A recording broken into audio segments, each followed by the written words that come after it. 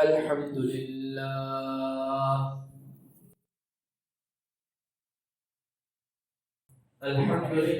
نحمده ونستعينه ونستغفره ونؤمن به ونتوكل عليه ونعوذ بالله من شرور أنفسنا ومن سيئات أعمالنا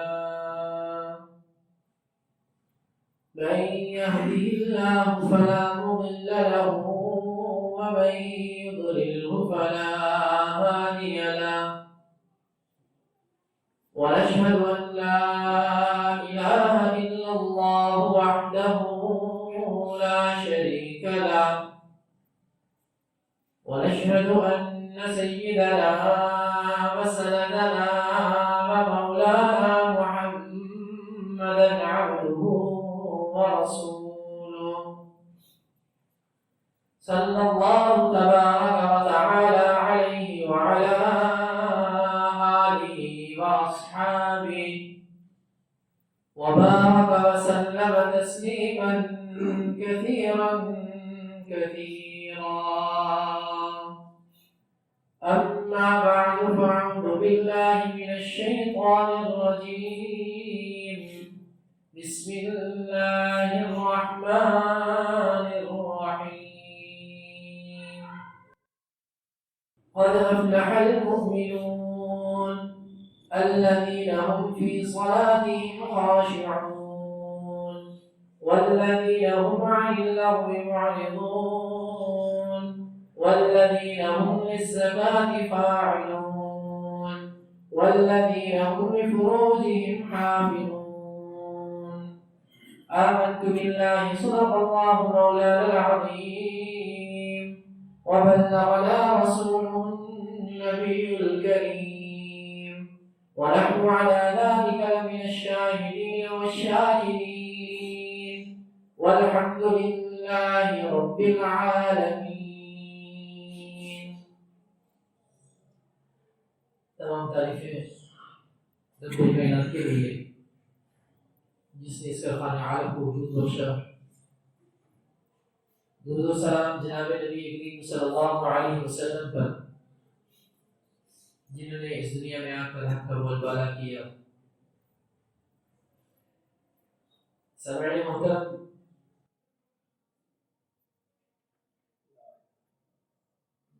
مومن کی کامیابی کے لیے جن چیزوں کا ہونا ضروری ہے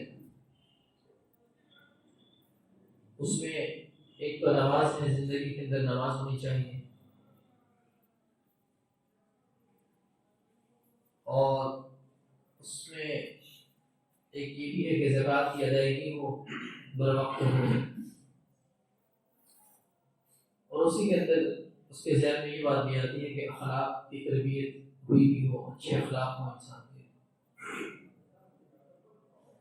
اخلاق حسنہ کا حامل ہو اور اخلاق رذیلہ سے بچا ہو، پاک ہو ان سے.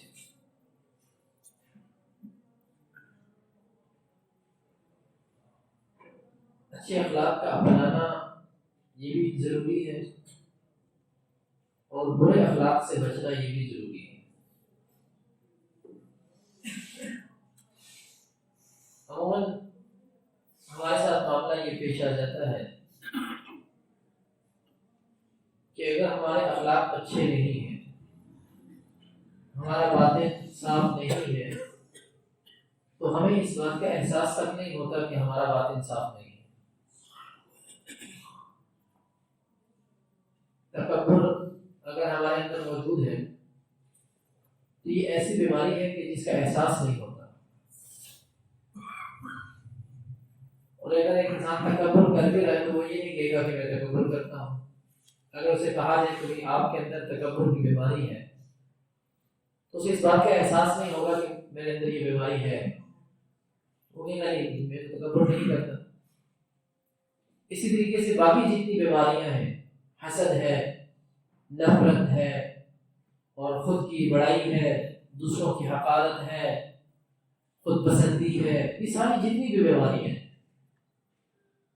ان بیماریوں کا انسان کو احساس نہیں ہوتا کہ اس کے اندر جنم لے رہی ہوتی ہے، اور ایسی خطرناک بیماریاں ہیں کہ جب یہ لگ جاتی ہے احساس نہیں ہوتا، اور جب انسان کا سارا ہاتھ سے چلا جاتا ہے، بیڑا غرق ہو جاتا ہے، پھر جا کے احساس ہوتا ہے اوہ میں تو اس بیماری کے اندر مبتلا تھا۔ تو یہ ان کی اصلاح صحابہ کرام رضوان اللہ تعالی علیہ اجمعین نے بھی بہترین طریقے سے کی، اپنے آپ کو جناب نبی کریم صلی اللہ علیہ وسلم کی تربیت کے اندر دیا،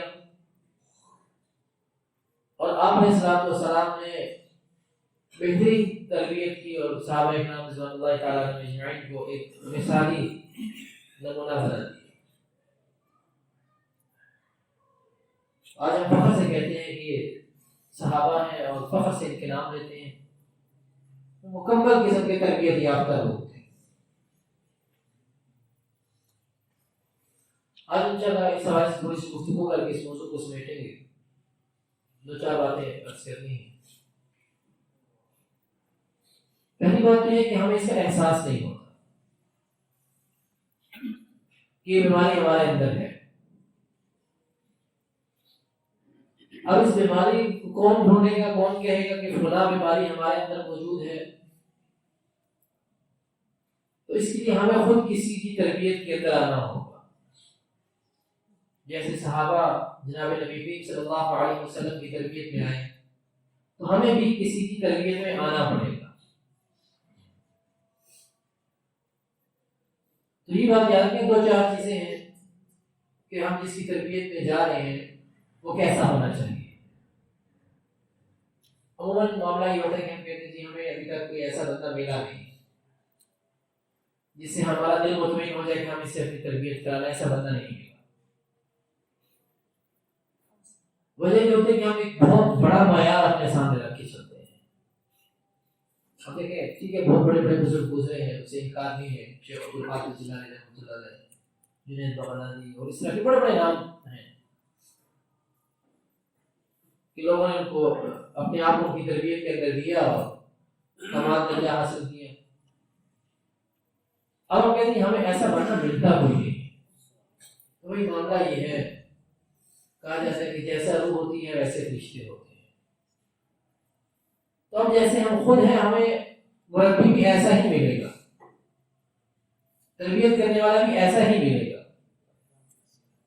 اب ہم اپنے لیے، میں کہوں جی میرے لیے اگر جنید بغدادی آ جائیں اور میرے لیے فلاں فلاں فلاں آ جائیں تو میں ان سے اپنی تربیت کرا لوں، تو بڑا مشکل کام ہے، کیونکہ وقت کے ساتھ ساتھ لوگوں کے اندر یہ صلاحیت کم ہوتی جاتی ہے۔ جس طریقے سے پہلے ہمارے اکابرین تھے اور بڑے اولیاء اللہ جو پہلے گزرے ہیں، اب اگر ہم انہیں تلاش کرنا شروع کریں تو ہمیں نہیں ملے گی، کیونکہ جیسے جیسے جناب نبی کریم صلی اللہ علیہ وسلم کے زمانے سے زمانہ دور جاتا جائے گا، لوگوں کی صلاحیتیں کم ہوتی جائیں گی۔ تو اس لیے چھوٹے موٹے کے اوپر ہم گزارا کر لیں، بس اس کے اندر یہ ہم دیکھ لیں کہ پہلی بات یہ ہے کہ اس کا عقیدہ ٹھیک ہو، عقیدہ درست ہونا چاہیے۔ جس بندے سے ہم اپنی اصلاح کروا رہے ہیں اس کا اپنا عقیدہ ٹھیک ہو۔ اگر اس کا اپنا عقیدہ درست نہیں ہے تو خود بھی بیچارہ گمراہ ہے اور ہمیں بھی گمراہ کرے گا۔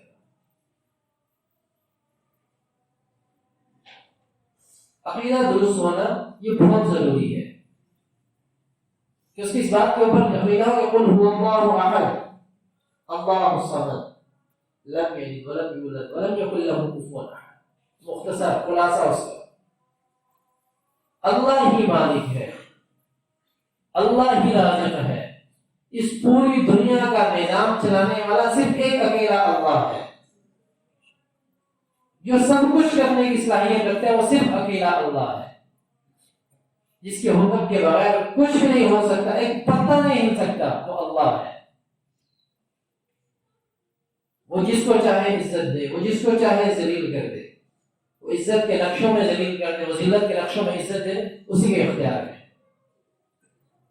اس کا عقیدہ درست ہونا چاہیے۔ جناب نبی کریم صلی اللہ علیہ وسلم اللہ کے آخری رسول ہیں، ان کے بعد کسی نبی نے نہیں آنا، صحابہ معیار حق ہے، قرآن اللہ کی آخری کتاب ہے، عقیدہ اس کا درست ہو جس سے اسلام ادا کروا ہے۔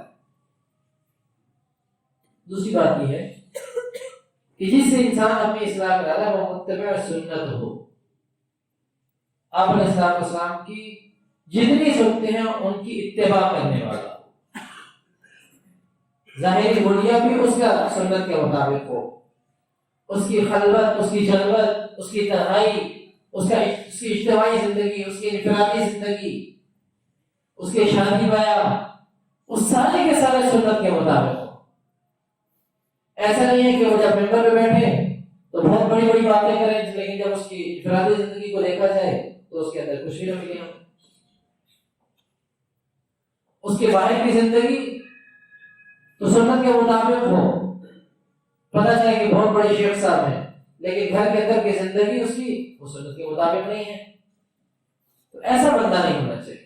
متبع سنت، حضور اکرم صلی اللہ علیہ وسلم کی ایک ایک سنت کو پکڑنے والا ہو، ایک ایک سنت کو لینے والا ہو، اور اس کا یقین ہو کہ آپ علیہ السلام کی ایک ایک سنت، اس کی قیمت دنیا اور مافیہ جتنی چیزیں سب سے زیادہ ہے۔ صحابہ کرام نے کر کے دکھایا، بڑے سے بڑے دربار میں بھی گئے تو آپ علیہ السلام کی سنت کو ہاتھ سے نہیں جانتے، اور کہا کہ ہم کیا ہیں، ہم آقا اور بابروں کی وجہ سے سنت کو چھوڑ دیں، آپ کے طریقے کو چھوڑ دیں۔ حضرت عثمان رضی اللہ تعالیٰ عنہ جب مذاکرات کے لیے جا رہے تھے، ان کے چچا کے بیٹے نے کہا کیا کریں، اپنے ٹخنے چھپا لیں۔ ہمارے یہاں دستور یہ ہے کہ جو بندہ جتنی زیادہ شلوار کو نیچے رکھے گا اس کو اتنی زیادہ عزت دی جائے گی۔ تو عثمان رضی اللہ نے کیا فرمایا کہ ہم سے جا کے کیا لوگ مذاکرات کرنے تو اسی حالت میں کریں۔ میں نے نبی کریم صلی اللہ علیہ وسلم کو دیکھا کہ ان کے ٹخنے کبھی چھپے میں نہیں ہوتے تھے، کرنے مذاکرات ہو گئے اور نام کی مذاکرات کی کوئی ضرورت نہیں۔ ایک ایک سنت کو اپنی زندگی کے اندر جگہ دینے والا ہو، ماحول اور حالات سے متاثر ہونے والا متبع سنت پکا، اور پھر صحیح علم رکھتا ہو، اس حوالے سے صحیح علم رکھتا ہو، تربیت کا طریقہ کار اس کا درست ہونا چاہیے۔ اگر صحیح علم نہیں رکھے گا تو علاج غلط کرے گا، غلط علاج کرے گا، بیماری کوئی نہیں ہوگی، علاج کسی اور رکھ دے گا۔ اس لیے اس حوالے سے علم بھی ٹھیک رکھتا ہو۔ اور ایک اور شرط یہ ہے کہ اس نے اپنی بھی اصلاح کسی اچھے بزرگ سے کرائی بھی ہو، تاکہ اس کے سارے طریقار میں خود بڑھے۔ تو پہلی بات یہ ہے کہ اس کا عقیدہ درست ہونا چاہیے جس سے ہم اپنی اصلاح کروا رہے ہیں۔ دوسری بات یہ ہے کہ متبع سنت ہونا چاہیے، سنت کا پابند ہو۔ تیسری بات یہ ہے کہ اس کو اصلاح کا طریقہ آتا ہو، اس شعبے سے اس کو وابستگی ہو اس شعبے کے ساتھ۔ اور چوتھی بات یہ ہے کہ اس نے خود اپنی بھی اصلاح کسی بزرگ سے کروائی ہو، کسی کی تربیت میں رہا ہو، یہ چیزیں بہت ضروری ہیں۔ تو اب ہم یہ دیکھیں گے کہ ہمیں بہت بڑا کوئی بزرگ چاہیے، ہمیں تو شیخ عبد القادر جیلانی رحمۃ اللہ علیہ جیسا کوئی بزرگ چاہیے، ہمیں تو جنید بغدادی جیسا کوئی بزرگ چاہیے۔ تو اس ماحول معاشرے کے اندر ایسا بڑا بزرگ ملنا تو بہت مشکل ہے۔ چھوٹے موٹے بھی گزارا کر لیں، اصلاح کروانا چھوٹے موٹے سے، تو کم از کم یہ ہوگا کہ ہم کسی نہ کسی درجے میں اپنے اخلاق کی پاکیزگی کی فکر میں لگ جائیں۔ اور دوسری بات یہ کہ دیکھیں، اب جب ایک ملاوٹ کا ماحول چل رہا ہے، ہر چیز کے اندر ملاوٹ، ہر چیز کے اندر لوگ کہتے ہیں کہ ہم اس لیے اپنی اصلاح نہیں کرواتے، ہمیں کوئی اچھا بندہ نہیں ملتا، کوئی بڑا بزرگ نہیں ملتا، اس لیے ہم اصلاح نہیں کرواتے، ہمیں ضرورت نہیں ہے۔ تو وہی بات یہ ہے کہ ملاوٹ کا ماحول ہے، کون نہیں جانتا کہ دودھ کے اندر ملاوٹ ہے، مثالوں کے اندر ملاوٹ ہے، اور کوئی بھی چیز لے لیں، کپڑا ہے وہ خراب آ رہا ہے، کوئی بھی چیز اٹھا لیں، اچھی سے اچھی چیز اٹھا لیں، اس کے اندر بھی ملاوٹ ملے گی، تیل ہے، گھی ہے، کچھ بھی دے دیں۔ جب ہر چیز کے اندر ملاوٹ ہے، ہمیں معلوم ہے، خود کہتے ہیں، کسی محفل کے اندر بیٹھے بات کر رہے ہیں، جی آٹے کے اندر بھی ملاوٹ آ گئی، فلاں چیز کے اندر بھی ملاوٹ، فلاں چیز کے اندر بھی ملاوٹ، تو کیا جب ہم اقرار کرتے ہیں کہ کھانے پینے کی چیزوں میں ملاوٹ ہے، تو کیا کھانے پینے کی چیزیں ہم چھوڑ دیتے ہیں؟ بھی چھوڑ دیں، ہم نہیں کھاتے پیتے، ملاوٹ شدہ چیزیں آ رہی ہیں، ہم نے آج سے کھانا بند، کیوں جی ملاوٹ والی چیزیں آ رہی، 2 نمبر چیزیں آ رہی، نہیں چھوڑتے۔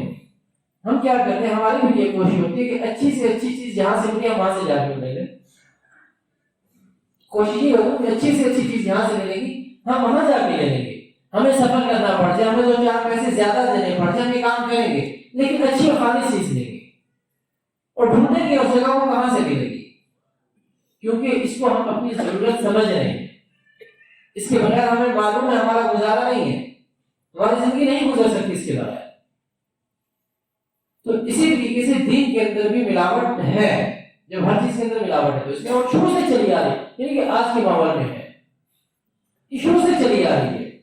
اللہ کے ساتھ شرک کرنا ملاوٹ، سب سے بڑی ملاوٹ تو یہ اور کیا ملاوٹ ہے؟ اللہ بھی کرتے ہیں، خدا بھی کرتا ہے، اللہ بھی کرتے ہیں، ہمارے بابا جی بھی کرتے ہیں، اللہ بھی کرتے ہیں، ہمارے فلاں بزرگ بھی کرتے ہیں، یہ کیا بات ہے؟ یہ ملاوٹ، سب سے بڑی ملاوٹ یہی ہے، اور یہی اللہ کو ناپسند ہے سب سے زیادہ۔ تو ہر چیز کے اندر ملاوٹ ہے، تو اس لیے اب جب ہم اپنے کھانے پینے کی چیزوں کو اور ان چیزوں کو ہم نہیں چھوڑ سکتے، ہم اپنی اس کی ضرورت سمجھتے ہیں، اسی طریقے سے ہمیں بھی اصلاح کے لیے ڈھونڈنا پڑے گا کہ ہم کس بندے کے پاس جائیں، تلاش کریں اسے۔ جب ہم اسے اپنی ضرورت سمجھیں گے کہ ہمارے اندر کی پاکیزگی بہت ضروری ہے اور ہم نے اپنے اندر کو پاک کرنا ہے، تو پھر ہم ایسے بندے کی تلاش میں نکلیں گے جس سے ہم اپنی اصلاح کروا سکیں، اور انشاءاللہ ضرور ملے گا۔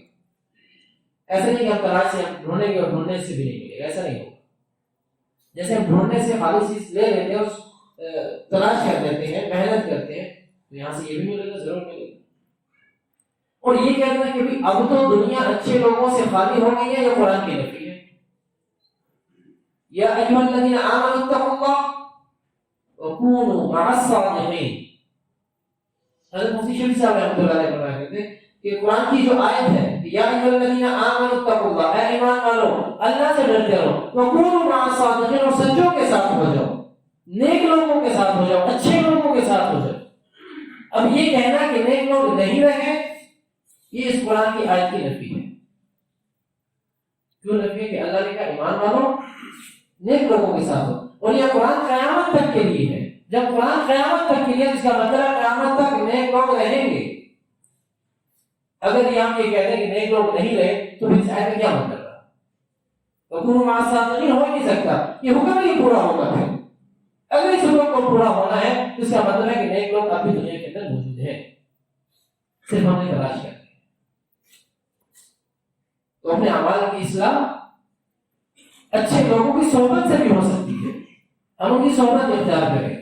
ضروری نہیں ہے کہ باقاعدہ طور پر بیعت ہو جائیں اور پھر کا سلسلہ شروع کریں، یہ کوئی ضروری نہیں ہے۔ آپ نیک لوگوں کی اصلاح حاصل کی صحبت حاصل کریں، علماء کی صحبت کے اندر رہیں، اچھے لوگوں کی صحبت کے اندر رہیں، مدارس کے اندر مساجد کے ساتھ تعلق ہو، مدارس کے ساتھ تعلق ہو، نیک لوگوں کے ساتھ تعلق ہو۔ اور اگر اتنا لمبا جملہ نہیں بنا سکتے، کم از کم اپنے مسجد کے امام صاحب کے ساتھ تعلق ہو جن کے پیچھے نماز پڑھتے ہیں، ان کے اوپر اعتماد ہے تو نماز پڑھتے ہیں ان کے پیچھے۔ اگر ہمیں اعتماد نہ ہو ان کے اوپر تو ان کے پیچھے نماز بھی نہ پڑھے۔ تو جو امام صاحب ہمارے مسجد ان کے ساتھ تعلق واسطہ قائم ہو، کم از کم اور کچھ نہیں، ہر نماز میں 5 منٹ نکال کر ان کے پاس بیٹھ جائیں۔ ایک مشہور محاورہ ہے کہ اگر انسان خوشبو کی دکان پہ بیٹھ جائے، نہ ملے تو خوشبو بھی ساتھ سے آئے گی۔ کچھ بھی نہ ہو امام صاحب سے لینے کے لیے، صرف 2-3 منٹ پیار اور محبت سے سلام ان سے کر لیں، حال احوال پوچھ لیں، یہ کون 5 نمازوں میں ظاہر بات ہے 5 دفعہ ملاقات ہو رہی ہے، تو ضرور جو اللہ نے ان کو نعمتیں عطا کی ہیں ان میں سے کچھ نعمت کا چھینٹا ہی ہمیں مل جائے گا، اس دین کے درد کا چھینٹا ہی اگر ہمیں ایک مل جائے وہ بھی ہمارے لیے نجات کے لیے کافی ہو جائے گا۔ تو ان لوگوں کے ساتھ تعلق ہو، اسی طریقے سے کہیں پہ دین کی محفل ہو یا اچھی محفل ہو وہاں بھی چلا جائے انسان، کہ تلاوت کی محفل ہے، کہ نعت کی محفل ہے، کہ اصلاحی بیان چل رہا ہے، وہاں پر چلا جائے، وہاں بھی بیٹھ کے تھوڑا سا وہاں پہ دے دیں۔ تو یہ چیزیں بہت زیادہ ضروری ہیں۔ اور پھر اگر کسی اہل خیر سے، کسی ایسے آدمی کے ساتھ ہمارا تعلق قائم ہو جائے جو خود بھی، جیسے میں نے شرائط بتائی کہ وہ متبع سنت بھی ہونا چاہیے، عقیدہ بھی اس کا ٹھیک ہونا چاہیے، ساری چیزیں اگر نہیں ہوں گی تو وہ خود بھی گمراہ ہوگا، ہمیں بھی گمراہ کرے۔ ویسے ایک چھوٹا سا لطیفہ سا ہے، وہ سنا کے بات ختم کرتا ہوں۔ ایک آدمی تھا، جب غلط ہاتھ چڑھے گا تو پھر یہ ہوگا. ایک آدمی تھا وہ ایک اس کے پیر صاحب تھے بڑا خدمت مند اور کبھی ان کے لیے کیا بنا کے لے کے جانا ہے, کبھی کیا ہدیہ پیش کرنا ہے, کبھی کیا کرنا ہے. ایک دن اس نے ان سے کہا کہ آپ ہمارے گھر آئے, ہم نے آپ کی خدمت کرنی ہے, جی چاہ رہا ہے کہ آپ ہمارے گھر آئے. ٹھیک ہے, وہ کچھ مریدوں کو لے کے گھر آ گئے. اس نے بیوی سے کہا دیکھو بھائی ان کی بڑی خدمت کرنی ہے, آپ بڑے پہنچی ہوئی سرکار ہے, بڑے بزرگ ہے یہ ہمارے, اللہ والے ہیں بڑے. بیوی جو تھی وہ بیچاری مانتی نہیں تھی, وہ کہہ رہی تھی میں تمہارے پیر کو مانتی نہیں. اچھا دیکھنا ابھی کرامت دکھائیں گے تمہیں پتہ چل جائے گا, اور خدمت کرو ان کی صحیح کر کے. شوہر کی بات مان کے اس نے کافی خدمت کی. ایک دوسرے کہا دیکھیں جی پیر صاحب میری بیوی جو ہے نا وہ آپ کو نہیں مانتی. وہ کہتے ہیں کوئی ایسے بس ٹوپی ڈرامہ ہے کچھ نہیں ہے, جیسے کرتے ہیں مانے گی, بڑے بڑے مان گی یہ بھی. اچھا اس نے مریدوں کو بیٹھا کہ اس نے ایسا کرنا کہ کل رات کو نا اتنے بجے فلاں جنگل میں چلے جانا, فلاں جگہ وہاں جا کے آگ لگا, تو میں یہاں سے ایک دم سے شور مچاؤں گا, آگ بجھاؤ, پانی ڈالو, پانی ڈالو, آگ بجھاؤ, آگ بجھاؤ. تو اس طرح کے سین بنائیں گے تو یہ مان جائے گی. اچھا رات ہوئی تو اچانک اس کی آنکھ کھلی, کہہ رہی تھی پانی ڈالو, پانی ڈالو, آگ بجھاؤ, آگ بجھاؤ, پانی ڈالو. چھوٹے چھوٹے یہ سب کیا ہوا, سارے گھر والے گھبرا گئے. جن کو پتا تھا وہ تو گئے ہوئے تھے. انہوں نے کہا کہ فلاں جگہ پہ آگ لگی ہے, وہاں پہ میں لوگوں سے کہہ رہا ہوں کہ پانی ڈالو. یہ انسان نے جا کے دیکھا واقعی آگ لگی, بڑے بلے بلے ہوگی پورے علاقے کے اندر. یہ سب بڑی پہنچی ہوئی سرکار ہے, یہ دیکھیں جنگل میں فلاں جگہ پہ آگ لگی, وہاں پہ بھی پہنچے فلاں جگہ پہ آگ لگی. بیوی کو پتا چلا کہ اب تو مانتی ہے, انہوں نے دیکھو کہاں تک پیر صاحب کی نظر جاتی ہے. میں نے کہا ہاں بالکل اب مانتی, بس تھوڑا سا ایک کام, بس ایک چھوٹا سا کام ہو, ایک دن اور رہنے دو. اچھا ٹھیک ہے. اگلے دن اس نے شروع کیا, کھانا شانا بنایا بیگم نے, اور شکر اور روٹیاں نیچے نیچے کر کے اوپر اولے میں چاول ڈال دیے. جا کے جی پیر صاحب کا کھانا, وہ لے گیا. پیر صاحب کو غصہ, اتنی تو ہی کل میری کرامت تم نے نہیں دیکھی, اور آج یہ والا کھانا اولے میں چاول کھلا, میں شرم نہیں آتی تمہیں. اور وہ بھی شرما گئی. پیر صاحب نے بےزتی کر کے گھر آیا, بیگم کو خوب سنائی کہ تم نے یہ کیا, تم نے وہ کیا, فلانا نہیں فلانا. تھوڑا سا ٹھہر جاؤ, میری بھی سن. کیا ہوا, تمہارا ان کا پٹھا پیر دونوں کو جنگل میں آگ نظر آ گئی ہے, چاولوں کے نیچے رکھی ہوئی بوٹیاں اور شکر اس کو نظر نہیں آیا سب بیوقوف ہے. تو اس میں بڑی ضروری ہے کہ جس سے ہم اپنی اصلاح کروائیں, عقیدہ ٹھیک ہونا چاہیے, اس کا متبع سنت ہونا چاہیے, اور طریقہ کار اس کو پتا ہونا چاہیے کیسے اصلاح کرنی ہے. اور آخری چیز یہ کہ اس نے خود اپنی بھی اصلاح کروائی ہو. اللہ رب العزت